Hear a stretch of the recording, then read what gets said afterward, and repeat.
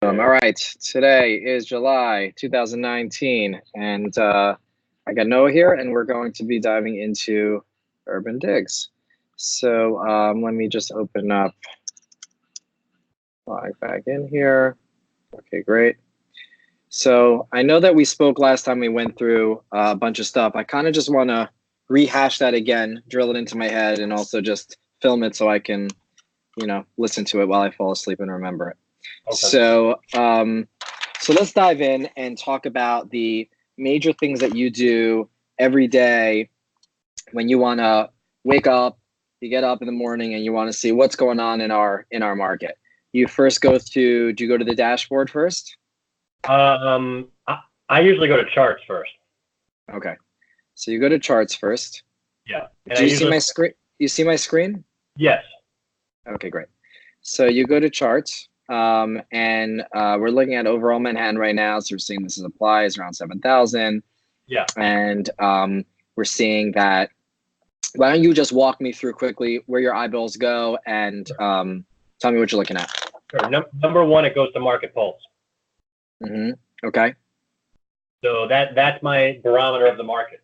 So that's if it's rising, the market's strengthening and leverage is shifting more balanced or more towards the sell side.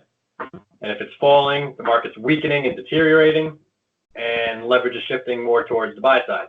So that is my barometer of the market, right? Yep. So that is my number one guide. That's how I look at it every day. A lot of days it doesn't change. It's been on 43 for a long time. Okay. But I could tell you that it's up. I could tell you that it's up from 34, 33 like a year ago, 10 months ago. It's higher. And so we're not quite at the lows, but we're kind of just off the lows, but we're still sluggish. So that's the first number I look at. What's a healthy, stable market number for a market pulse? It's different for whatever sector of the market you're looking for. You have to be looking at all of Manhattan with no filters right now. So just the entire Manhattan market, right? Yeah. So if you click that chart, click the box. Yep. Just click generate chart. It's always good just to go the whole thing. You can kind of see where that threshold line is. So in this case, it's like, what is it, 0.58 or something? Okay. This line is like 0.5, or I guess. Yeah, can't tell exactly. But yeah, okay. You could actually hover over a line dot that's near that threshold. Oh, it shows it right there, right? Let's see. So yeah, if it was somewhere that was right on the threshold line. 5, 6, whatever. So that's your balance. So we're still underneath that, but this is cool. So you're really thinking about it up to 1 is really, because that's 50%. That's right. Half the way through. Could go half the way through is a balanced market, so to speak. It could go over 1 though. So now, okay. Here, you don't know. Click edit chart settings. Edit chart settings. Yep. And let's go to like the $5 to $10 million market. Okay. Just click 5 to 10. Select 5 neighborhoods, 5 to 10. Here we go. And let's see what the threshold is and where it's at. It's going to be much lower, probably, is my guess. Okay, so look at the threshold here, right? But it could go over 1. I have seen situations where it was. How are you defining the threshold? How is this threshold defined as? What we do is we look at I believe we look at a 7-year history. I think it goes to 2011, I think. So we're looking at our 8-year history, and we're looking at the median point of all that entire data set. We're looking at what point? I'm sorry? The median point. Right. So you got the 2 ranges, and then you got a bunch of numbers in the middle. We're looking at that median point to see what. So it's different for every sector, as it should be. Every sector is completely different. What you're going to find, all right, say, hey, Noah, what are the standards here? Like, what you're going to find is the threshold is higher in the stronger sectors. The threshold's lower in the weaker sectors. So now let's break that down. Stronger sectors, the lower end price points. Click edit chart settings and go to 600,000 and under market. So change it now from 5 to 10 to 600,000 to under, all the way to the left. And let's see what it does. I can put both up there? Well, no, because then I won't see it. It's going to lose that little visual there. Okay. See how high it is? All right, now look, here's a good example of when it over 1. You see what I'm saying? Sometimes it goes over. So what does that mean? Like if you look at the peak of the market in late 2015 for the sector, that means that there was 1,000 listings for sale and there was 1,500 listings in contract, and it got a 1.5 market pulse. That is an extreme seller's market. But the threshold. Here, sorry, I was writing that down.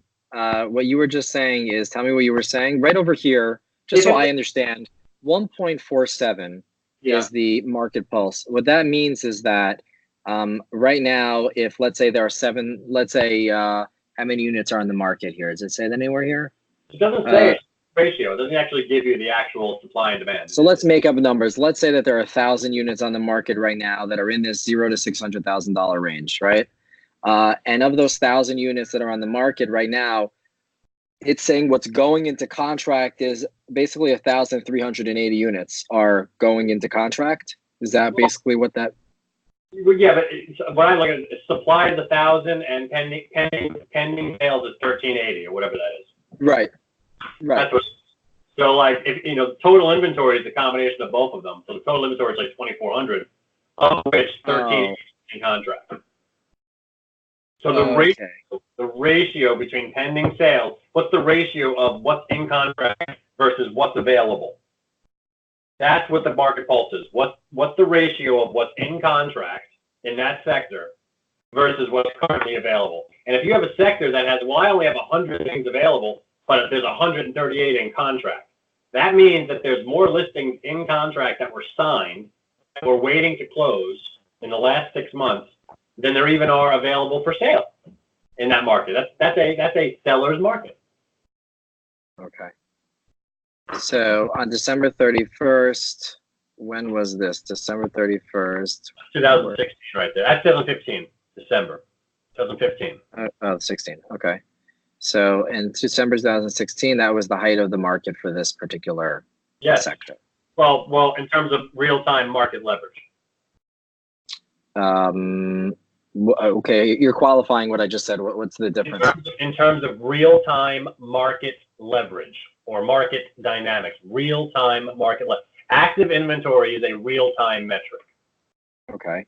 Pending sales is a real-time metric. What do I mean by that? Real-time. What's a non-real-time metric? No, I do know what that means. You're saying not based on closed, not based on sold, but based on contract signed when things actually happen.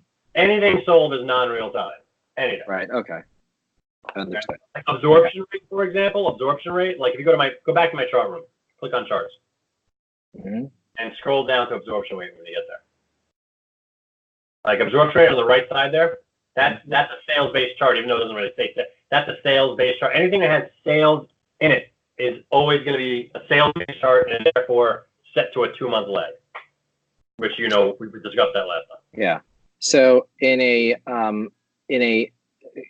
in this case, the monthly absorption rate is 7.5. That means that it will take 7.5 months for the current inventory to get sold off. Yes, given the most recent reading on sales pace, yes. The most recent reading on sales pace, it's going to take around 7 months. Yes, exactly. Okay. Exactly. Now for a consumer, okay, who doesn't understand and doesn't want to understand all these billion different things, right? When you look, most people talk about how many months it takes off to sell off the current inventory because it's just easier to explain.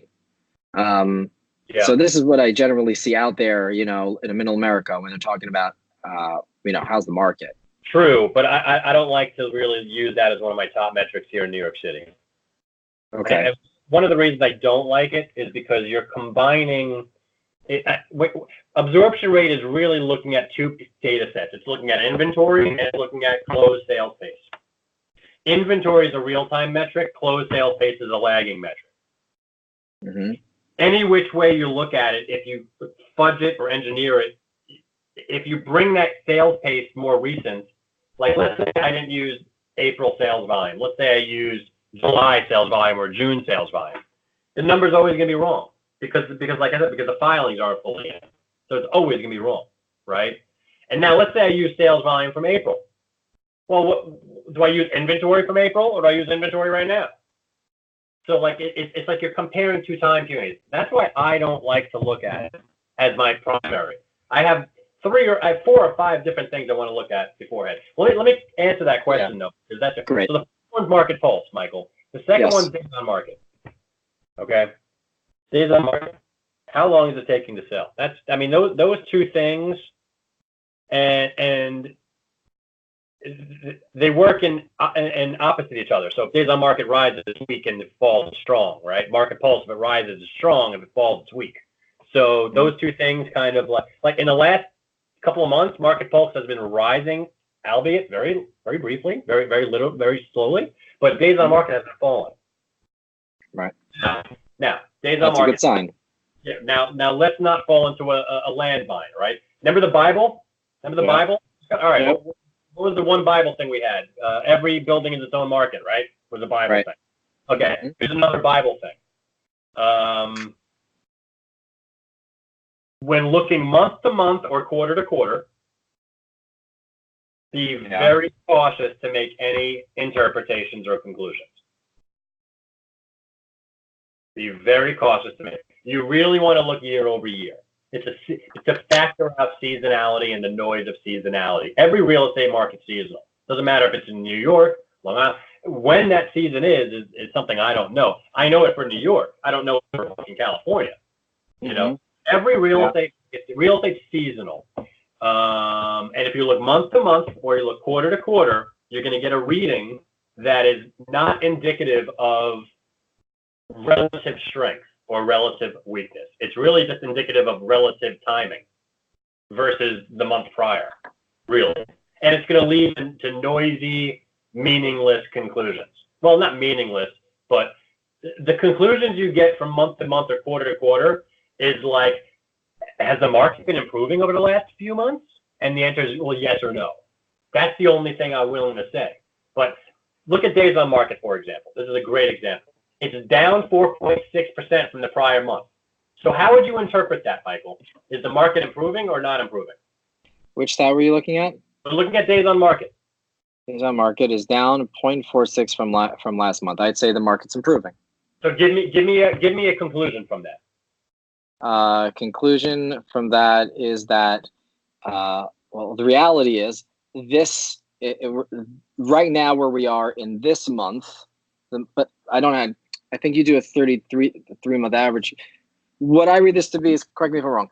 Right now, it is taking you quicker to sell an apartment than it would taking you to sell an apartment last month. So it's faster this month to sell than it was last month. Sure, You'll get an offer faster now than you will last month. It would almost lead you to say like the market's improving almost. The market's a little better. Yes. Right? Yes, correct. Now, and by the way, that's not a 3-month average, days on market. That's pure pending sales. We look at how many pending sales happened, and it's actually a 6-month moving. It's a 6-month window with a I think a 30-day moving average actually to smooth it out. I believe. I think, but it's pending sales based. So actually, forget that. I think you're right. There is a moving average on that. Anyway, look to the right of it. 36.1% from prior year. Give me an interpretation on that. That 36% higher from a year ago. That it is going to take you so much longer to sell your home today than it will last year. The market's much harder, much worse. See what I'm saying? How it's a little confusing. Okay, so you month to month. Hey, if the market's improving, it's taking you faster to sell than it was a month ago, and then year over year, it's taking you much longer to sell than a year ago. Okay, so you have conflicting things here. You also have this usually in pricing stats too. You'll have pricing stats that do month to month and quarter to quarter. They do certain things, and then year over year, they're totally different. So you're sitting here saying, well, which one should I be focusing on? Okay, and the Bible, rule number 2 in the Bible is you want to focus, if you're interpreting whether or not the market is truly stronger or weaker relative to the recent past, compare year over year. Year over year, not month to month, not quarter to quarter. So the fact is, this market is weaker. This market is significantly weaker than it was just a year ago, and it's taking a lot more time to trade than a year ago. Now, what's good is that over the last few months, it's been kind of getting a little better, but we're still much weaker. The market is much weaker and much less friendly to sellers. That's the interpretation. You understand? A lot of people fuck that up. because they don't know that month to month and quarter to quarter is affected by seasonality and will lead to inaccurate and misleading conclusions. Well, I mean, what I'm seeing is that so this is the confusing thing, right? If I'm looking at this chart right now, Yeah. and you were to ask me right now, just looking at the chart, Michael, how is the market? I'd say, well, it's pretty much the days in the market have been going up and going up and going up, with ups and downs based on something that happened that particular month. You see all But those now it's going down again, but you know what? It might just go back up like it just did from May 2nd to May 20th. We're just in another up and down whatever thing. I'm glad you brought this up. You see all those up and down, those hills? Yeah. That's seasonality. That's Okay. seasonality. That's exactly what seasonality is. That's why it's not smooth. That is why you compare where are we today versus today a year prior. Okay? That's why you do that. That's exactly why you do that. Because in this market, okay, you're going to have rising days on market for the first 6 months of the year, generally speaking. And then you're going to have a fall afterwards. It just happens that way. It happens every single year. Like break down, go highlight. Go highlight one of these years, like 2017, 2018, or 2018, 2019. Highlight one of the years from January. Go back to January. Well, actually, no, you do it there. You got to do it in the chart, just like you were. Find January 2017. January 2017, June, May, April, May, January. Yep.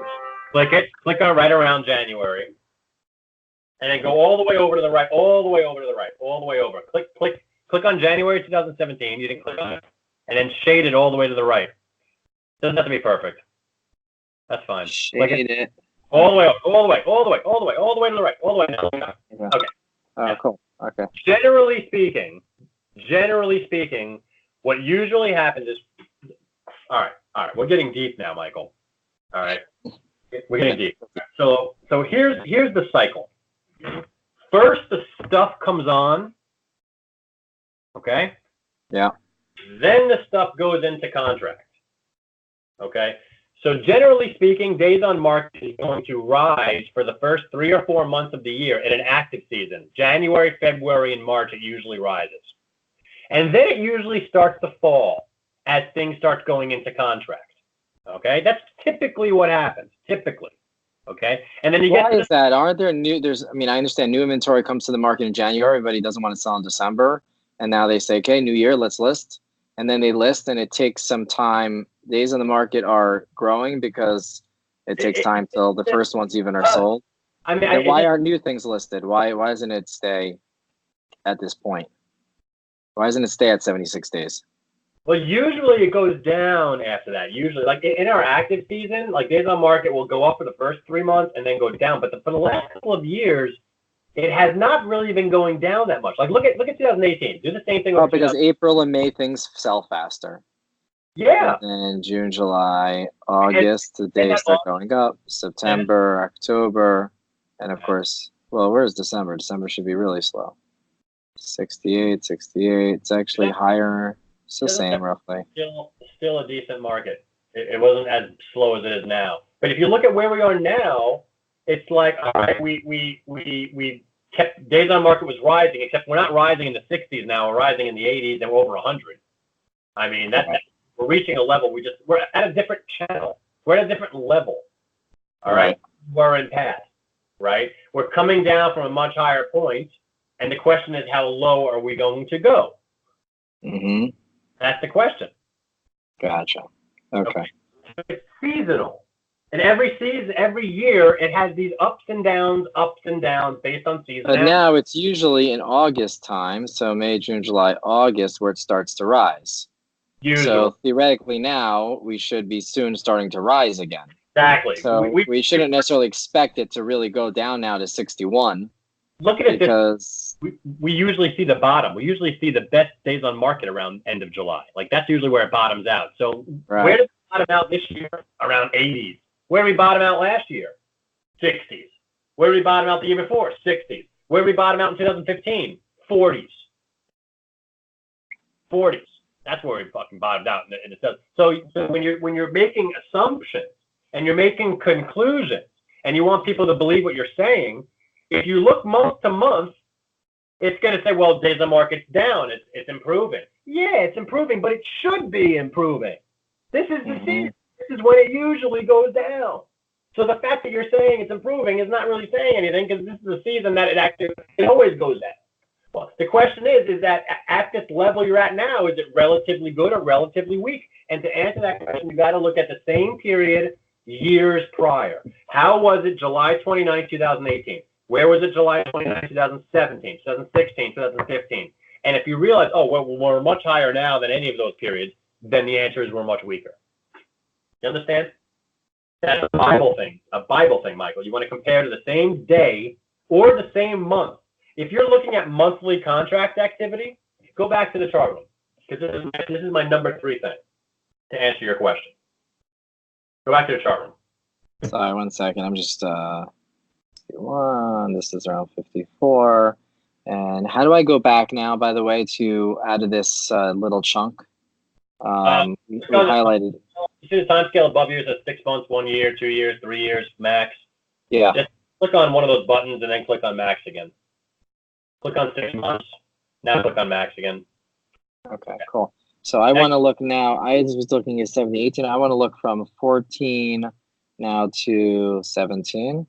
So if I look at 16, I want to start off with 16. So 16 over here, 16 in July was 50. And bottoms in July. Bottoms. Yeah, now I'm looking at the bottoms. Yeah. 15, 2000, 45. So in 15, we had 45 days. In 16, we had 50 days. In 17, we had 54 days. In 18, we had 61 days. And now in 2019, we're at 80. Okay. So that's like a good, so this is the kind of stuff, like this is something that I could go now and talk about. I could say, hey guys, let's talk about the days on the market. Let's talk about seasonally, how you need to pay attention to these things. And, if you want to cut through the mumbo jumbo, what's the overall trend that you're seeing? Well, when things were selling their fastest, which is generally in June, July, you found that in 2015, it took 45 days. In 16, it took 50 days. In 17, it's 54 days. They're all around high 40s, 50s. And now 2018, it went up to 61 days. And now in 19, we're at 80. Now, we have to see, are we going to be like every other year where we start going up right now? Or are we going to maybe level off right now? I really doubt we're going to, because we've already passed the seasonally bottom time. We already passed the seasonally best time. I'm going to expect that we're in the process of bottoming out now, and we're going to start rising again. That's what I would start thinking. We're going to do what we do every season. Gotcha. Unless it just stays flat at 83 now instead of going. All right. You want to figure out how to answer that question? You want to figure out how to go back to go to the dashboard. Let's figure out where we're headed. Go to the dashboard. Now, you got your search for listings and sales, right? Search for listings and sales, your interface, your search interface. Yep. Okay. Change the status from active to in contract. Mm-hmm. Change the time scale to 30 days. Starting 2 years ago, change that to 30 days, 1 month. Starting 1 day, 1 month, yep. No, 1 month, not 1 week. Oh, it's a week, sorry. 1 month, yep. Search. There's going to be a lot of them because they're searching the whole market. Mm-hmm. Click load all. Right underneath showing 20 of 702. Click load all. Let it load. It might take a second. Create CMA report. Click that button. Select all visible on the right. What's your days on market? Days on market is 86 days on market. Is that higher or lower than what the current chart is saying? Current chart says 80, so it's higher. 83, right? When I looked at, well, maybe, yeah, I said 80, so maybe 83. I don't remember. Higher, which means that the most recent 30 days of data that is coming in and is going to ultimately power that chart over the next month or two is skewing to the upside. Gotcha. Is that because your chart is working on an average of some sort? Yes. Well, this right now, 702 is just, this is what's up. That's exactly why. Like I was telling you before, yes. You were right to say it was on average. So I can do this exercise and Yeah. figure out which way is days on market likely going to trend as the time goes on. And right now I can see it's going to go slightly to the upside, as I would expect it to. And this is how you do it. Okay. Okay. So this was a really good point. All right. So this was yummy. I like this. I got about 6 minutes, Michael. Okay. So let's see. You told me what you look at. You basically told me. So what's even the point? What's the point even of going to look at? You said that every day you go and you check out the market pulse. What's the point? Because even if it changes from 43 to 44 today and tomorrow, it doesn't mean anything really. Well, generally, I just like to keep track of what's going on with that thing. I mean, you never know when that might start popping. You know, it's been very slow going, but even the fact that it's not going anywhere is information for me. I mean, it's just something, it's one piece of the puzzle. So scroll down. I'll show you number 3 that I look at. Mm-hmm. I'll probably end on this. Monthly contract activity. Yeah. Okay. How many deals were signed last month? And I'm looking forward to it. Most of my, hold on a second. Let me shut the door. Hold on.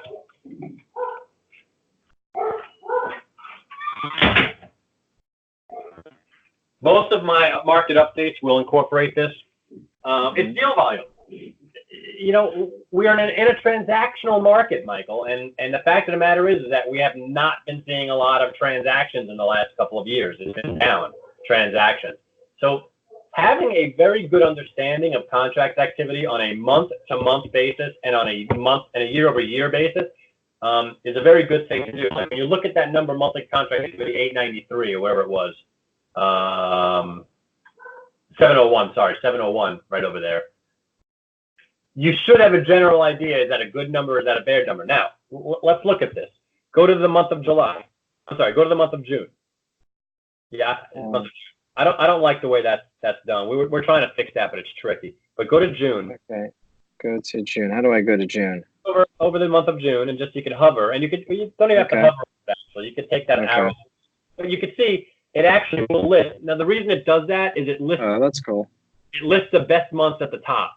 So June 2000. So like, where is June 2019?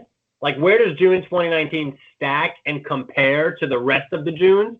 All the way at the fucking bottom. Do you see that? June 2019. Yeah. All right. That's why we did it that way. Is that you can actually go ahead and see which are the best months and which are the worst months. Okay. Now go to the left. Go to May. Go to May. So this is interesting. This is what I was just creating in my head for the days on market, basically. Yes. Okay. This is what the contract activity is. What is partially producing days on market. Okay. Okay. Thank you. And this is contract signed, right? Yeah, that's August. We haven't gotten that data yet. So you want to go to the left. That has the most data. So you want to go to May. You want to go to April, and you want to see where 2019 stacks in general against it. You know what would be a good exercise? Add up how many contracts were signed so far this year, and then how does that compare with the last 3 or 4 years? And you could use this chart and these things to tally that information. And you could say over the last 3 years, 2019 is like 40% below, where the other ones were. I mean, it's deal volume. And there's no way for me to just run a chart and see how many sales have happened this year. Or I wouldn't be. I would have to do it each year at a time. So this is already doing it for me, basically. There's no way to just sales or contract signed. Contract signed. This is contract signed. I'm saying I would have to go and literally sit here and count and count and count and count and count and count and count. It's not gonna. We don't have an export, and the reason I don't have an export is that people would connect to our system and mass use it for things, and we just don't want that. So that's why we didn't do that. Okay. Gotcha. All right, so I know you got to run. 2 minutes. Just so you know, closing statements. That's what I do. I look at the market pulse. I look at the days on market. I look at the monthly deal volume, because price trends are a little choppy. You know what I'm saying? I look at price per square foot. I look at year over year for price trends. Go back to the chart room really quick. If I wanted to talk about Chelsea specific, what of the things that we spoke about, is there enough data about that I can talk about Chelsea specifically or look at Chelsea specifically? Well, one second. Let me just finish this point, then I'll answer that question, and then we'll get in. Look at price per square foot and look at median sale price. Look at those two things. Okay. Look at the year-over-year change for price per square foot. Yeah. Look at the year-over-year change for median sales price. Mm-hmm. Is that confusing? One says we're down Yes. 1%, one says we're up 9%. Now, in your opinion, Michael, does this market feel like we're up 9% from last year? Is prices higher 9% from last year? Yeah, no, it's definitely down. Okay, so my final closing point on this point before I answer your last question is price per square foot is my linear price action chart. I do not use median sale price. I don't like median sale price. Median sale price tends to be a volatile, choppy statistic that is more of a function of what types of properties close and when. You could have 1 month where a lot of new developments come in, a lot of townhouses filter in, and then the next month there's no new developments, there's no townhouses, but there's a lot of co-ops that happen to close. Right. It's strictly a function of what types of things are closing, not necessarily a barometer of where price levels are. That's okay. Secondly, go to the top of the chart where it says overview, and click where it says all Manhattan. No, not that one yet. And right in Chelsea right there. Yep. All right. This is your general talking point. Now, you got to be careful. Whenever I'm doing stuff like this, I'm always on the lookout for bad, poisonous data. Always. I mean, my brain is wired for it. That could even be another Bible item. Be always on the lookout for smaller subsets that have bad data. If I'm looking year over year, look at these top 6 items. Which one of these top 6 items looks to you as like, oh, I can't look at that. It's ugly. Take a look at all 6. Supply is down. Supplies of 34% from a prior year. That's a lot. Only look year over year. Don't look month to month. Okay, from prior year, so it's up 34% is the supply.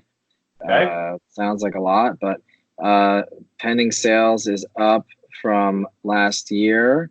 That means there are more sales from last year. And the market pulse is down, which means that there is less stuff being eaten up. So it's a poorer market. Keep going. You got 3 more underneath it. Which one's the bad one? Oh, another one, days on the market. Days on the market is up from last year, 20%. Seems okay. Okay. And then price per square foot is up from last year. Okay. And median sale price is, right, all right, this is the shitty one. Median sale price is not up 122% from last year. Just there were a couple of billion-dollar sales in there, and it skewed everything up. Yeah, you see the exercise we're doing. So, like, the first I'm always looking for is, all right, I got to be very wary of certain things as I grind down into certain areas. Be on the lookout of something that doesn't look right. That's all. And you know that now, when you're going to do this interpretation, you're going to look at market pulse. You're going to look at days on market. You're going to look at price per square foot. Those are your 3 top things. Market so you think all this would be fairly accurate? It would be fairly accurate for me to say, hey guys, I want to let you all know supply is up by 34%. That means there's 34% more options this year than there were last year for options for property to buy. If you're a buyer, you got a lot more options you want to be buying this year versus last year. Pending sales, if you're a seller, well, pending sales are up 2.9. That means, I don't know, it's kind of, I guess, a little bit better than last year in terms of the apartments that are being signed, but it's 2.5%. Hard to, it's a very small number. Relative to supply, Michael, I mean, if you think about pending sales and supply is attached by the hip, these are 2 related things. They really are, right? They usually, they kind of pull and swag at each other at all times. Wow. So the fact that pending sales is up 3% is good because it's outperforming the broader market. But relative to the fact that there's 34% more stuff available, you would think more things would go to contract, and that hasn't been the case. And that's why the pulse is down at 0.374. It's down a bunch. And if I look at the chart over here, where this in even markings as around 9% or so, is at 0.9. Yeah. What do I say? That's an even market. How do I describe that line? I mean, again, when we look at the market pulse over an 8-year period, you can kind of figure out a threshold of the median, and that's what that is. It's looking at the highs, it's looking at the lows, it's looking at how long did it spend in the high area, how long did it spend in the low area, and it's giving you a threshold. Every area is different. Here's the way to look at it. The stronger areas are generally going to have higher thresholds. So, like, the generally stronger neighborhoods are going to have higher thresholds than the weaker neighborhoods. So, like, Chelsea is a stronger neighborhood. The threshold should generally be higher. Like West Village. West Village is probably, go look up West Village. Change Chelsea to West Village right now. I just want to see if I look at this chart. I know what you're saying, but if I look at this chart over here, okay, this looks like a very different chart. Why am I looking at two things here?